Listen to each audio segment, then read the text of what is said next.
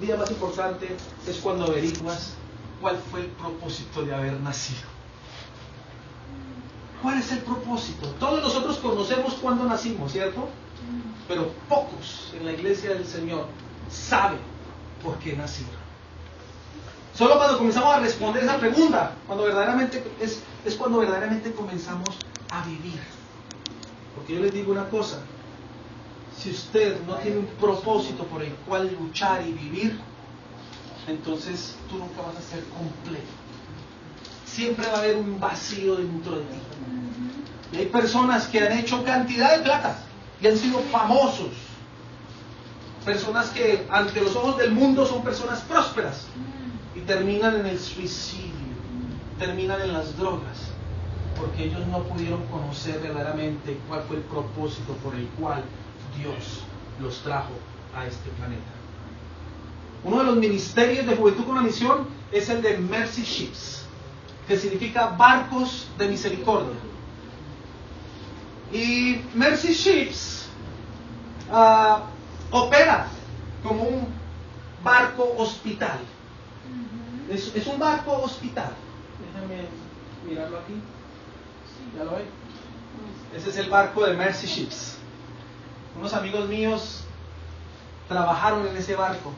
Ese barco va por todo el mundo, sobre todo países pobres. Nunca va a países ricos, dando y proveyendo operaciones o cirugías a los más pobres dentro de los pobres.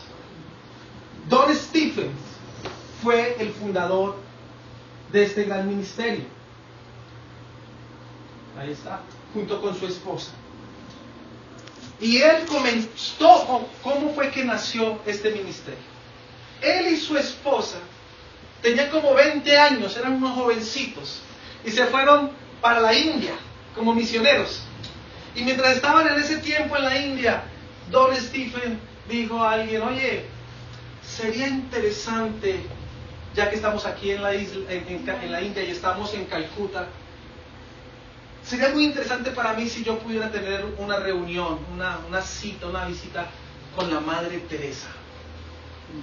¿Ustedes saben quién es la Madre Teresa? Tremenda mujer de Dios. Dio su vida por los pobres. Renunció a todo su confort. Renunció a todo. Prosperidad, a su bienestar personal. Renunció a todo eso por amor a los más necesitados. Y era una mujer que era muy conocida a nivel mundial. Entonces Don Stephen dijo: no, a mí me gustaría hablar con ella, me gustaría sentarme y hacerle un montón de preguntas a la Madre Teresa. Y alguien le dijo, al otro día alguien le dijo: oye, te tengo unas noticias. Pudimos sacar una entrevista con la Madre Teresa. Él no lo podía creer. Para su sorpresa, dijo: ¿cómo es posible? ¿Alguien hizo esto? Entonces se puso a hacer una lista de todas las preguntas que le iba a hacer a la Madre Teresa. Hizo una gran lista de preguntas. Y cuando él fue ante la Madre Teresa de Calcuta, y le dijo: bueno, Madre Teresa, tengo un montón de preguntas. Y dijo: no, un momento, esté quietito ahí, póngale freno. Yo he estado orando por esta reunión, y más bien yo tengo unas preguntas que hacerte a ti. Primera pregunta que le hizo la Madre Teresa a Don Stephen: ¿por qué naciste? ¿Por qué naciste? Segunda pregunta: ¿dónde está tu dolor? ¿Dónde está tu dolor? Y tercera pregunta: ¿qué estás haciendo al respecto? A ver, Don sabía muy bien que él quería servir al Señor. De por sí ya estaba sirviendo como misionero. Él sabía que quería servir a su Salvador y servir a los pobres dentro de los más pobres. Ya que él había tenido un hijo, y este hijo había nacido con problemas muy graves físicamente. Su hijo no podía hablar, apenas le salían unas cuantas palabras como para decir hambre, agua, pero por mucho tiempo este niño era tan enfermito que necesitaba atención las 24 horas del día, 7 días a la semana. Entonces ahí él desarrolló ese deseo de trabajar con la gente más necesitada, con la gente discapacitada. Y ese encuentro condujo a la puesta en marcha de un ministerio que ha proporcionado atención de salud de calidad a más de 2.500.000 personas en más de 57 países. Mire, ahí nació ese ministerio, con esas 3 preguntas. ¿Cuál es la tercera? Nació. Ahora, ustedes vieron semejante barco, ¿cierto? Pues ellos comenzaron a orarle a Dios. Dice, Señor, verdaderamente, yo quiero servirte, Señor, quiero hacer algo que impacte tu reino, Señor. Entonces, por allá en las islas del Caribe hubo un huracán y ellos tuvieron la oportunidad de ir a esas islas donde había sido destruido por el huracán. Y ellos decían, y vieron la cantidad de barcos donde los ricos iban y los puertos donde se veían esas lanchas y barcos de ricos. O sea, ¿no sería bonito tener un barco que viniera a estos lugares necesitados y pudiera prestar atención médica a toda esta gente pobre que lo perdió todo, esta gente que nunca puede tener acceso a una cirugía? ¿No sería bonito poderlo hacer? Y comenzaron a pedirle a Dios que les diera un barco. Y un hombre por allá en Grecia, un rico, dijo, bueno, yo tengo un barco viejo y estaba pensando en mandarlo por chatarra, pero si ustedes lo quieren, lo pueden agarrar. Enseguida ellos dijeron, lo queremos, y comenzaron a trabajar y Dios comenzó a bendecir ese ministerio. Ahora, una de las cosas fuertes que hace Juventud con Misión, él va más que todo al Caribe, a ciudades, a países como Haití, África. Hay muchos barcos, tiene no solamente uno, varios barcos de misericordia. Y es importante, por ejemplo, ver lo que ellos hacen. Hay muchos africanos que desarrollan tumores benignos, pero como no tienen acceso a la salud, estos tumores comienzan a crecer, aunque son benignos, la persona puede terminar. Por ejemplo, este niño le era difícil ya tragar, le era difícil respirar, y después de la operación, mire cómo quedó, mire esa sonrisa en su cara, mire la vida de ese niño fue transformada. ¿Pueden verlo? Sí, ahí vemos bien. Una fotico que no es más agradable, pero usted puede imaginarse qué impacto tuvo esa operación en la vida de esta niña. Esta niña ya no podía comer, no podía tragar. Y después de la operación, aunque todavía faltan otras operaciones más estéticas, pero le salvaron la vida a esta niña. El fuerte, muy fuerte de Jukun, de este barco de hospital, es operaciones de labio leporino. Y en África, muchos niños nacen con ese problema. Y es considerado una maldición para muchos africanos. Y como es una maldición, entierran a los hijos vivos una vez nacen. Como es una maldición, hay que enterrar a esos niños vivos. Entonces muchas madres, pues, que han cargado su bebé y han tenido ese amor de madre, muchas veces esconden sus niños. Y apenas saben que el barco de Jukun está allá, van y lo entregan a los doctores. Y miren, dándole una vez más vida, propósito a un niño, un alma. Es tremendo el trabajo que se realiza allí, que Juventud con la Misión ha hecho a través de estos barcos.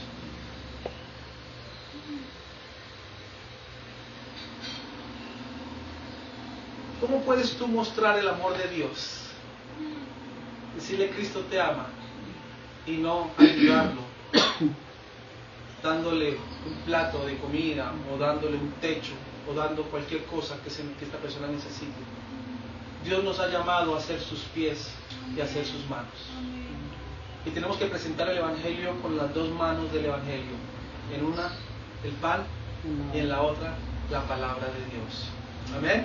Amén. Es el poder del propósito dado por Dios el que hace este tipo de trabajos.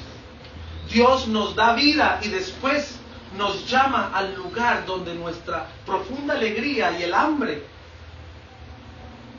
de este mundo hambriento se encuentra. Esta es la razón por la que nos apasiona hacer este llamado a la iglesia, que hemos estado tratando durante estas últimas semanas, donde le hemos dicho, mira, Dios tiene un propósito para ustedes. Dios te creó con un propósito. Y Dios quiere que nosotros vivamos ese propósito en Él. Porque hasta el día que usted no lo viva, usted no va a sentir verdaderamente la llenura del Señor.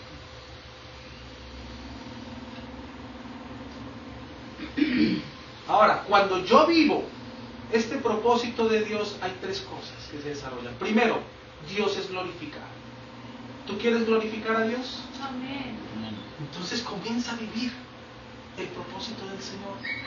Número dos, yo estoy satisfecho. Cuando yo vivo el propósito de Dios, primero que todo, Dios es glorificado. Número dos, yo estoy satisfecho. Me siento realizado como persona. Siento que por fin encontré lo que es mío, lo que me pertenece, lo que Dios tiene para mí, mi tierra prometida. La razón para vivir, para luchar, para esforzarme. Mi pasión. Y número tres, el mundo es notificado de que hay un propósito en la vida. Esas tres cosas. Primero, ¿qué es? Cuando tú vives el propósito de Dios, primero, ¿qué? Dios es glorificado. Número dos, ¿qué? Me siento satisfecho. Número tres, el mundo es notificado de que hay un propósito para su vida. Ahora, vayamos parte por parte. Dios es glorificado. Todo lo que Dios creó fue diseñado para reflejar su naturaleza. Y Salmos 19 del 1 al 2 dice lo siguiente. Anótenlo. Miren lo que dice Salmos 19 del 1 al 2. Dice, los cielos cuentan la gloria de Dios. Y el firmamento anuncia la obra de sus manos. Un día emite palabra al otro día, y una noche a otra noche declara sabiduría. ¡Wow! Nuestra primera presentación a nuestro Creador viene a través de las cosas que Él ha creado. Yo me acuerdo cuando yo salía con mi niño y lo llevaba a un jardín que queda aquí a 2 cuadras. Y Christopher tendría por ahí 2 añitos, ¿cierto? 3 añitos. Y yo lo llevaba de la mano. Y nos íbamos hablando. Y a veces Christopher comenzaba a suspirar. Pero, ¿qué te pasa, papi? Papi, es que la naturaleza es tan bonita. Mire los árboles, los pajaritos. Papi, la naturaleza es tan bonita. Dice, sí, mi amor. Y me decía mi hijo, papi, yo amo mucho a papito Dios. O sea, la misma naturaleza le mostraba a él el amor de Dios hacia nosotros. Cuando tú vas a Silvia y ves esos paisajes tan inmensos, a Silvia Cauca, o sea, Colombia sobre todo, qué país tan hermoso. No, uno no puede decir, oiga, todo esto fue hecho, ¿por qué? Por accidente o por evolución. Cuando tú ves la naturaleza y un país como este, tú no puedes decir, no vas a dejar de decir, wow, qué belleza, qué hermosura, oiga, qué hermoso. Y glorificar a Dios. Y todo lo que Dios creó, dice la palabra de Dios, era bueno en gran manera. Bueno, y no solamente bueno, en gran manera era bueno. Un profesor, un pastor muy reconocido en los Estados Unidos, se llamaba, ya murió, Shadrach Meshach Lockridge. Era un nombre, un pastor. Se nota que los papitos eran cristianos. Le pusieron a su hijo Shadrach Meshach. Me faltaba el nego. Lockridge se llamaba este pastor. Un joven universitario se le acercó, un joven ateo, que no creía en Dios, y quiso que este pastor hacerlo quedar en ridículo. Entonces, delante de todos los estudiantes, este muchacho le hizo la pregunta al pastor y le dijo: hermano Lottridge, ¿de dónde vino Dios? ¿De dónde vino Dios? Y este pastor le contestó lo siguiente: Él vino de la nada. No había lugar de donde Él viniera. Y viniendo de ninguna parte, Él se paró en la nada. Y la razón por la que Él tenía que pararse en la nada es porque no existía ningún lugar donde Él se pudiera parar. Y estando parado sobre la nada, se acercó a donde no había un lugar al que alcanzar y agarró algo cuando no había nada que agarrar. Y colgó algo en la nada y le dijo: quédate allí. Parándose sobre la nada, tomó el martillo de su propia voluntad y golpeó el yunque de su omnipotencia, y chispas volaron de allí y las atrapó en la yema de sus dedos y las arrojó al espacio y adornó los cielos con estrellas. Y nadie dijo ni una palabra. Y la razón por la que nadie dijo una palabra es porque no había nadie allí que dijera algo. Y Dios dijo: eso es bueno. ¿Cómo quedaría este joven? Pues es una buena predicación. ¿Cómo quedaría este joven? Ok, ¿se creía muy inteligente? Dios creó el universo y al sexto día, después de haberlo creado, haber creado criaturas vivientes según su especie, ganado, reptiles y bestias de la tierra, según su género, creó al hombre, varón y hembra, y los creó a su imagen y semejanza, con la capacidad de pensar, con la capacidad de razonar, con la capacidad de sentir, de enamorarse. Tú eres el pináculo de la creación de Dios, eres lo máximo. Dios dejó lo mejor para lo último. Por eso fue que lo último que creó fue la mujer, ¿cierto? Pero Dios, cuando creó al hombre, dejó lo mejor para lo último. La máxima expresión de su naturaleza. Porque de toda la creación, ninguno hasta ese punto había sido hecho a su imagen y semejanza. Solamente el hombre y la mujer, ¿no? Lo que no puede ser revelado de Dios por el sol, o por la luna, o por las estrellas, puede ser revelado por el hombre. Y esa es la razón por la que Efesios 2:10 dice, es lo que dice Efesios 2:10, anoten: porque somos hechura suya. ¿Ah? Somos hechura suya, creados en Cristo Jesús para buenas obras, las cuales Dios preparó de antemano para que anduviésemos en ellas. O sea que Dios te preparó con un propósito y tú no necesitas buscar el propósito, porque es que ese propósito te encuentra a ti. Amén. Dios lo creó para ti. Eres una expresión del corazón de Dios. Eres la poesía divina de Dios. Desde que fuiste creado por Dios para un viaje misionero a la tierra, porque todos son misioneros. Todos vinieron como misioneros aquí a la tierra, con una misión que cumplir. Solo tiene sentido que Él te haya equipado con lo que necesitas para cumplir su misión, que es el hacerle conocer. Cada uno de ustedes tiene un llamado especial. Y no importa el llamado que tengas, todos apuntan al mismo lugar. Es para que tú conozcas al Señor y lo hagas conocer a otros. Pedro conecta el llamado con la gloria de Dios en el siguiente versículo, Primera de Pedro 4:10 al 11. Miren lo que dice Primera de Pedro 4:10 al 11. Cada uno, según el don que ha recibido, o sea que cada uno ha recibido un don. Pedrito, otra vez le digo Pedrito, Dieguito, yo no sé, pero lo bauticé desde que llegó Pedro, le cambié el nombre. Lo mismo que hizo Dios, Jesucristo hizo lo mismo, porque Pedro no se llamaba Pedro, se llamaba Simón. Yo digo que tú eres Pedro y le cambié el nombre. Yo no te estoy cambiando el nombre, hermano, porque tú vas a ser un Pedro. Tú vas a ser un Pedro. Cada uno según el don que ha recibido. Ministrelo a otros como buenos administradores de la multiforme gracia de Dios. Dios te dio ese don por gracia. Es un regalo. Y esos dones Dios te los dio no para que los tengas guardados. Yo soy muy bueno para dibujar, yo soy muy bueno para la música, yo soy muy bueno para esto. Son dones y talentos que Dios te dio. ¿Con qué propósito? Ahí el mismo versículo 10 está. Dice, ministrelo a otros. O sea, Dios los dio a ti para que tú los compartas con otros.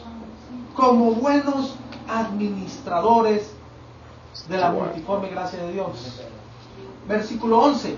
Si alguno habla, hable conforme a la palabra de Dios. Si alguno ministra, ministre conforme al poder que Dios da, para que en todo sea Dios glorificado por Jesucristo, a quien pertenece la gloria y el imperio por los siglos de los siglos. Amén. Amén. Wow. Miren cómo estamos siendo confrontados el día de hoy. Cuando empleamos nuestros dones como buenos administradores de la gracia de Dios, Él obtiene la gloria. Ese es el problema, que algunos hermanos comienzan a usar esos dones y talentos y a lo último terminan robándole la gloria a Dios y exaltándose ellos mismos. ¿Qué pasa, cierto? Todo lo que Dios te ha dado es para que en últimas Él sea glorificado. Número 2. Entonces, el número 1, ¿qué era? ¿Se acuerdan cuál era el número 1? Sí. ¿Cuál es el número 1? Dios es glorificado. Número 2. ¿Qué es el número 2? Yo me siento realizado. Yo me siento satisfecho. Me siento realizado. No hay mayor sentimiento que saber que estás haciendo lo que Dios te creó para hacer. ¿En serio? Donde usted puede decir, no estoy perdiendo el tiempo. Yo estoy atesorando tesoros en el cielo. Donde dice, donde la polilla y el orín no corrompen, ¿cierto? Donde estamos trabajando y los frutos se van a recoger para la eternidad. Usted no tiene que persuadir a un pájaro para volar o a un pez para nadar, y usted no tiene que coaccionar a la gente para hacer lo que fueron diseñados a hacer por Dios. A veces tratamos de coaccionar a la gente, mira, haga, ¿no? Dios te creó con ese propósito. Dios es glorificado en nosotros cuando nosotros estamos satisfechos en Él. ¿Entendieron eso? Eso es como lo hablamos en las clases pasadas. Cuando tú te gozas haciendo algo, cuando tú haces las cosas porque te llenan de gozo, lo primero que sale de nuestras bocas son alabanzas al Señor. Uy, mire lo que me pasó, bendito sea el Señor, mire, estaba así y de repente Dios hizo esto y ¡trum! La respuesta estuvo allí. A veces pensamos que los cristianos tienen que ser muchas personas piensan que los cristianos somos aburridos. Esos mis más aburridos. No. Nosotros tenemos que mostrar el gozo del Señor. Nosotros tenemos que reflejar el gozo del Señor.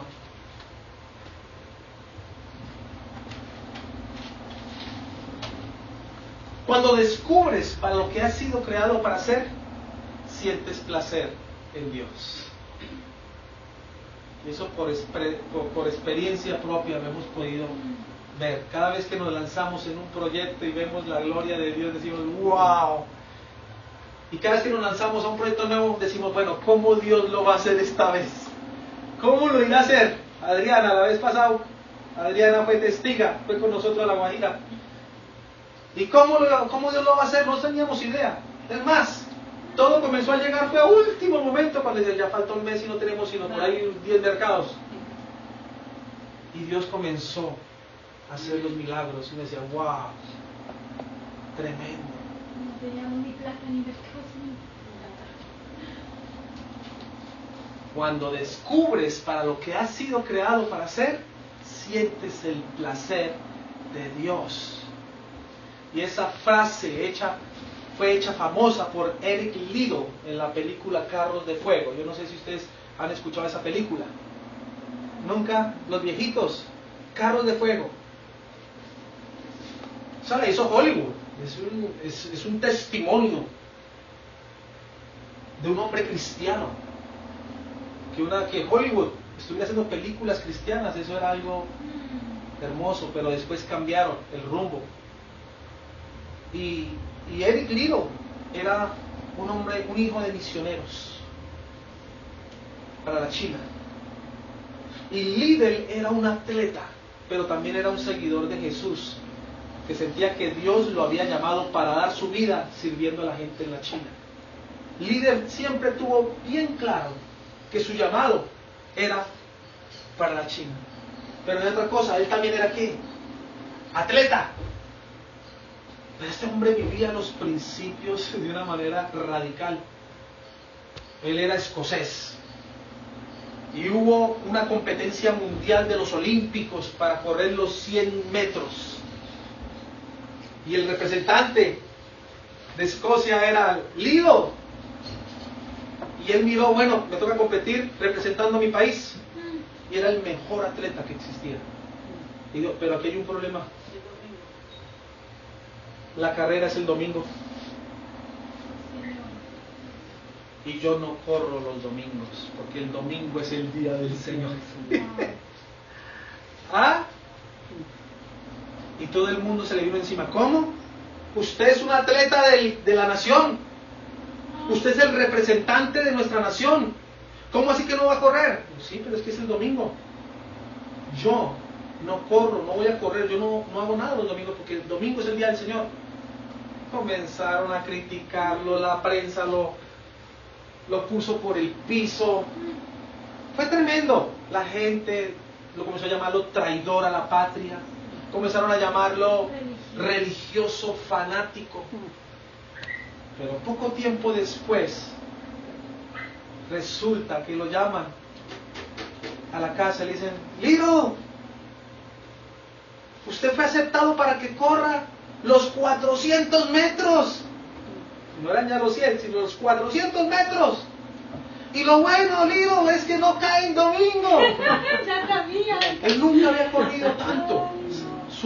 Su experticia era en los 100 metros, no en los 400. Y él dijo, listo, vamos para esa. Y cuando estaban listos a correr, estaban así, listos para la pistola sonar, alguien se acercó y le dio un papelito. Y Liddell lo abrió mientras se preparaba. Y el papelito decía, yo honro a los que me honran. Tomó la pistola y este hombre sale a correr. Y corría. Él tenía algo en particular, que a lo último él abría la boca y corría así. Y todos decían que parecía un retardado.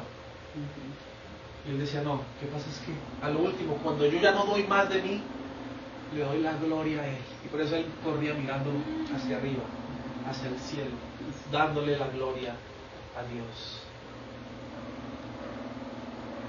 Entonces, cuando Liddell decidió correr en los Juegos Olímpicos de 1924 en París, su hermana Jenny estaba decepcionada de Liddell. Entonces, yo no sé, la película la tengo aquí, pero después yo creo que podemos ver la película, la bajé del internet y podemos ver la película. ¿Qué? ¿Cuál película? Se llama Carros de Fuego. Carros de Fuego. Y en esa parte de la película, él está hablando con su hermana, porque la hermana no quería que él se dedicara a las carreras, sino que se metiera 100% como misionero. Entonces se sentía muy triste, decepcionada porque su hermano iba a correr. Y Little le dice a su hermana, le dice: Jenny, Dios me hizo para la China. El propósito que Dios me hizo es que fueras misionero para la China. Pero también me hizo rápido. Y cuando yo corro, siento su placer en mí. ¿Ah? Así que el líder corrió. Y corrió. Ganó. Regresó a la China.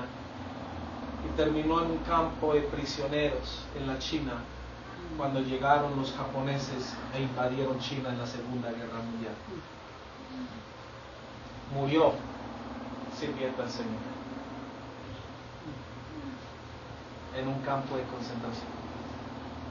A veces podemos decir: ¿cómo es que cosas así pueden pasar a hombres de Dios? Le pasó a Pedro, le pasó a Pablo, le pasó a Juan, le pasó a Jesús.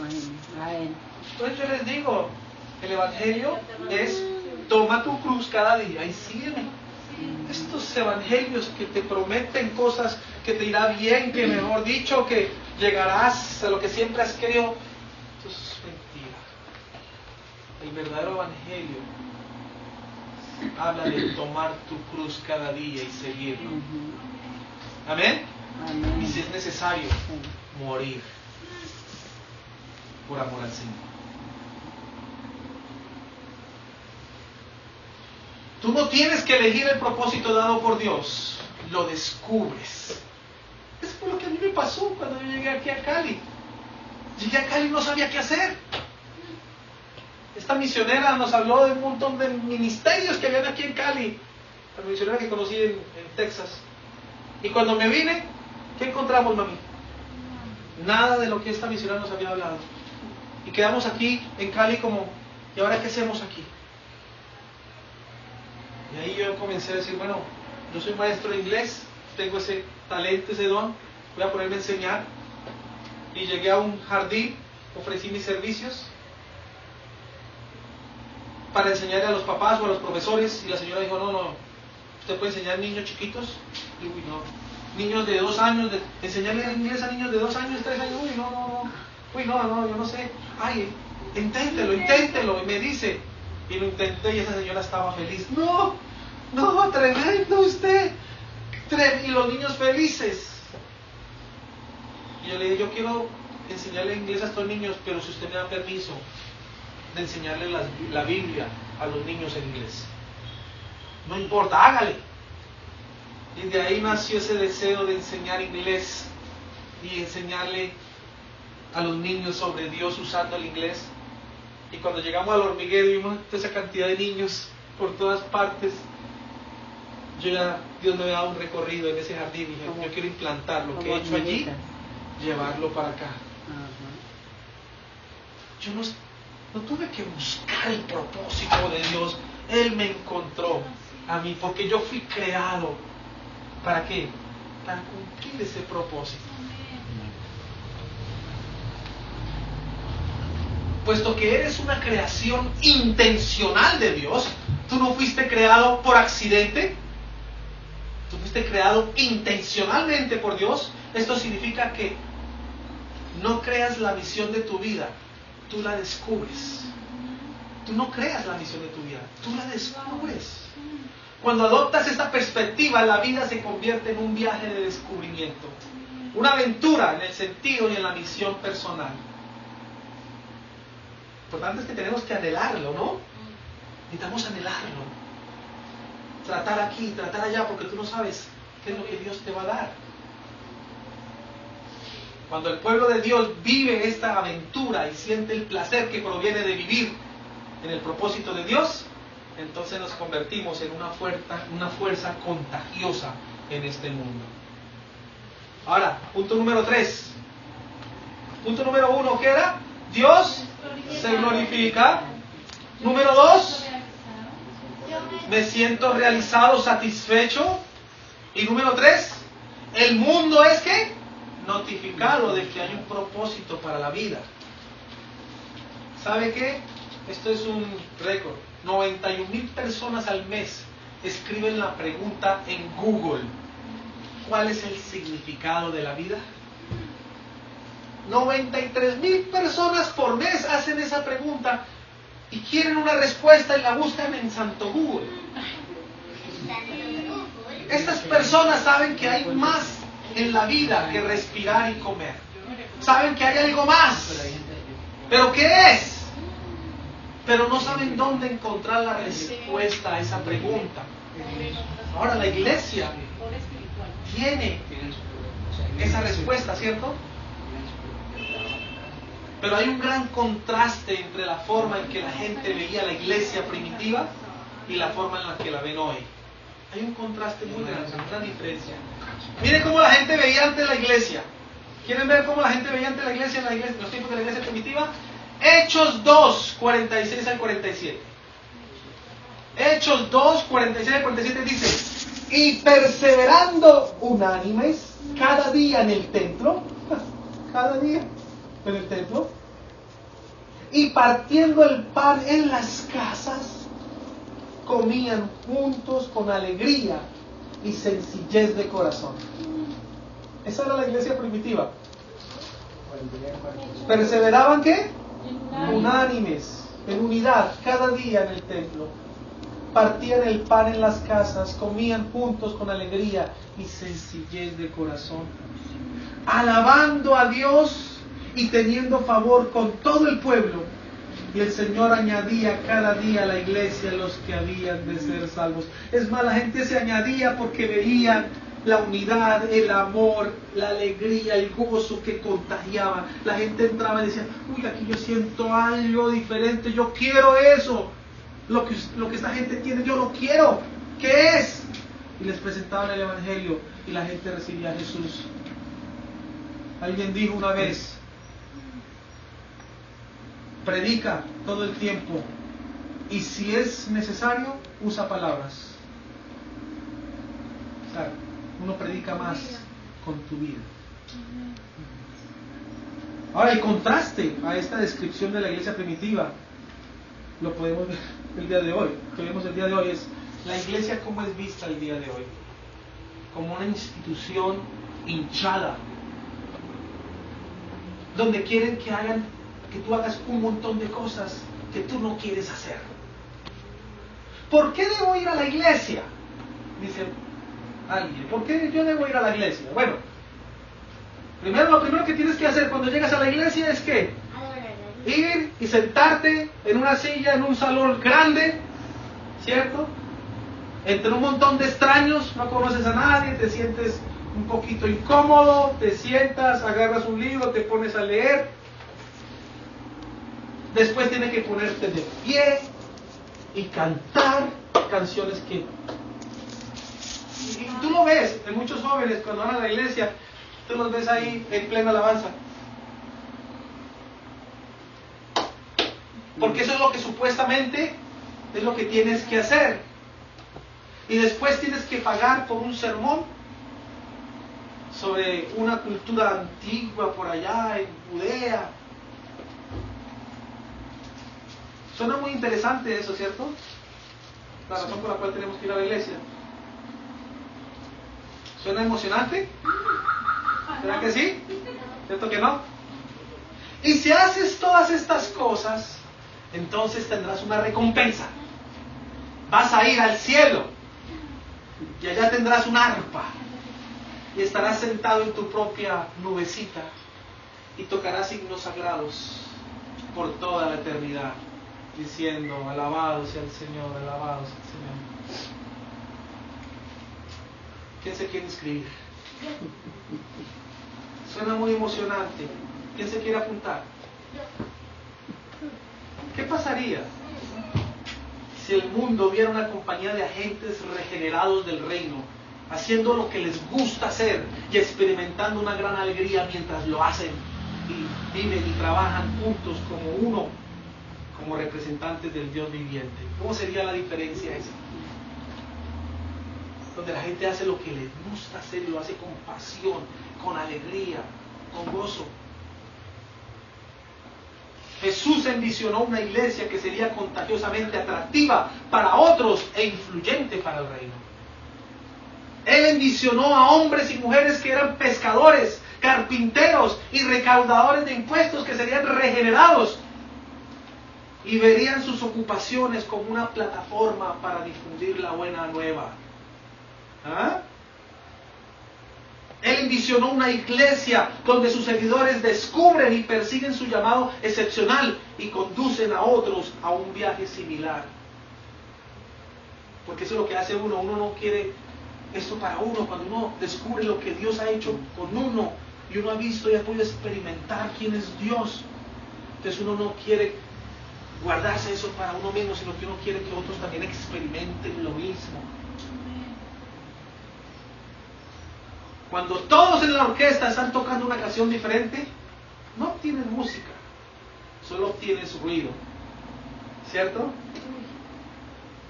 A finales del a finales de la próxima, a finales de febrero comenzaremos una serie de enseñanzas. 10 domingos vamos a estar enseñando. Y va a tratar estas enseñanzas de cómo podemos llegar desde donde estamos a donde Dios quiere que vayamos. Y lo haremos examinando el libro de Josué. Vamos a estudiar el libro de Josué. Es uno de los libros que a mí más me gusta. Dios tenía una tierra prometida para su pueblo, pero ellos tenían que cooperar y tomar posesión de ella. Dios tenía la tierra. Esta es su tierra prometida, donde fluye leche y miel. Pero ustedes tienen que ir y poseerla. Yo ya se las di. Ustedes tienen que movilizarse. Tienen que ir. Entonces nos reuniremos cada domingo para descubrir cómo podemos llegar de aquí hasta allá. Bueno, ahora para finalizar, un pastor dio esta bendición a la iglesia. Vamos. Es muy bonita, verdaderamente nos habla mucho. Dice así: donde quiera que vayas, Dios te envía. Donde quiera que estés, Dios te ha puesto allí. Él tiene un propósito en tu estadía allí. Cristo vive en ti y tiene algo que Él quiere hacer a través de ti, donde estás. Cree en esto y vaya en su gracia, amor y poder. O sea, Dios, donde tú estás, es donde Dios te ha puesto. Él quiere que seas luz donde estás. Amén. Vamos a leerlo todos. Amén. 1, 2, 3. Donde quiera que vayas, Dios te envía. Donde quiera que estés, Dios te ha puesto allí. Él tiene un propósito en tu estadía allí. Cristo que vive en ti tiene algo que Él quiere hacer a través de ti donde estás. Cree en esto y vaya en su gracia, amor y poder. O sea que hay un propósito. Hay un propósito en el lugar donde te encuentras ahora. Ese es tu campo misionero en este momento, donde Dios te ha puesto. Y Él quiere que brilles allí. Métele toda. Métele toda. Ayer tuvimos nuestra primera reunión del grupo de La Guajira. Mi hermano Dieguito y Ani, más que todo el hermano Diego estaba hablando de que iba a mostrar ese portafolio a todo el que se suba al taxi para ver cómo se puede involucrar. Y yo veía las ganas. Y si pastor, alguien llega a donar algo y hay que ir a recogerlo, me dice yo, o sea, ¿cómo quiere servir? Entrar con lo que tiene, con lo que Dios ha dado, ponerlo al servicio de Dios. Brillar donde está. ¿Y quién más tiene contacto con gente de afuera sino tú? En el taxi, ¿cierto? Y cada uno de nosotros, donde Dios nos ha puesto, nuestros compañeros de trabajo, nuestros jefes,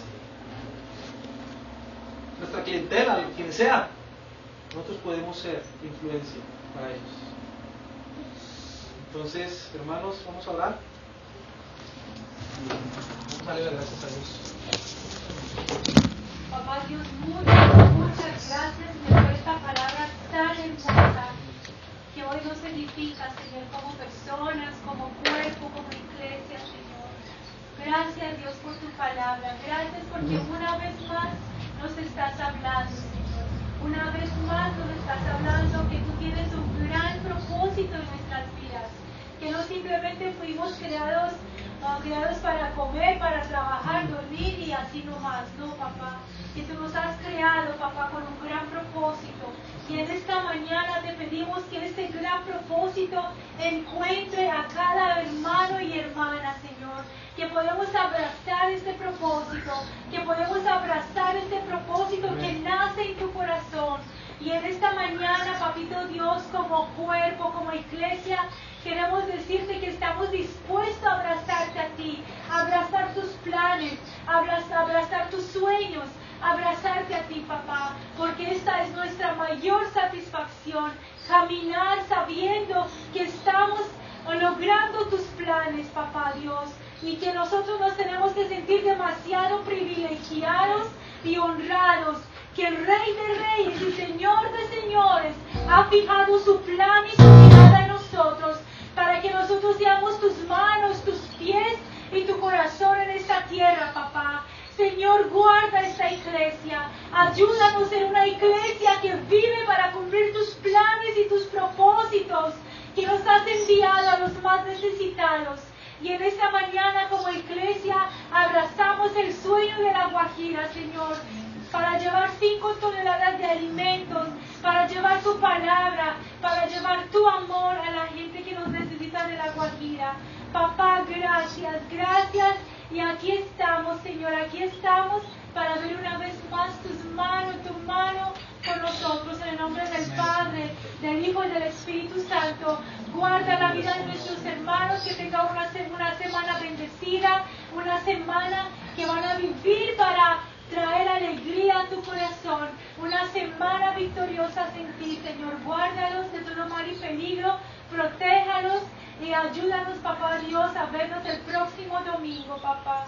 Te amamos, precioso Jesús, te amamos, papá, te amamos, Espíritu Santo, en el nombre del Padre, del Hijo y del Espíritu Santo. Amén. Amén. Amén. Gracias, que el Señor los bendiga. Vamos a recoger las